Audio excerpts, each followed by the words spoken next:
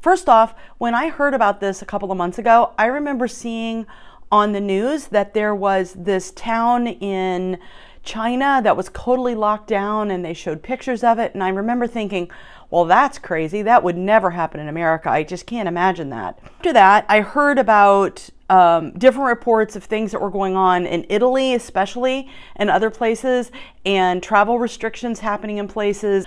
I remember telling a friend Thursday, 2 weeks ago, that I wasn't afraid of getting the virus, but I was somewhat afraid of getting caught up in some sort of a quarantine or lockdown, or stuck out of the country and not able to get back. On Monday, March 9th, we received an email from our superintendent that said that the Avon schools were closing for 2 weeks because one person had been tested positive in Avon. And in the email, she said if even one person in Westfield tests positive, it will trigger an automatic 2-week e-learning time. And I remember thinking then, that seemed so dramatic. I'm like, we have flu and stuff all the time. How could this possibly be that bad? To flatten this curve. A lot of people are going to get the disease, but if we flatten the curve, then we will be more successful in treating those who need help. If we don't flatten the curve, our healthcare system will be overwhelmed, and we won't be able to treat everybody, and we'll lose a lot more people. On Thursday, March 12th, I was meeting with the principal about some scheduling issues for next year, and he kept taking text messages, and at one point he cryptically said, there's more going on than you realize.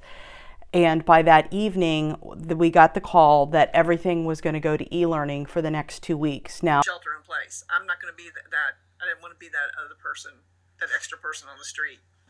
Okay. So, yeah, it does affect your plans, and it does, but it's only a couple weeks. If everybody donates a couple weeks of their time, we can flatten this out and save a lot of lives.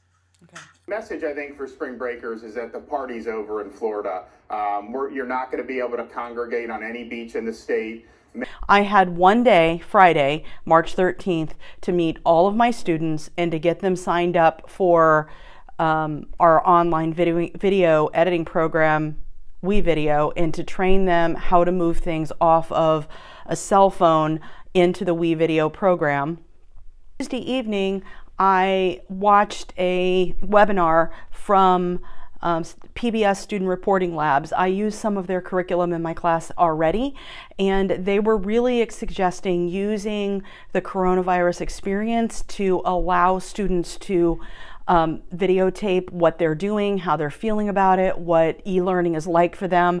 I'm getting my e-learning done on time. I'm getting everything finished every day.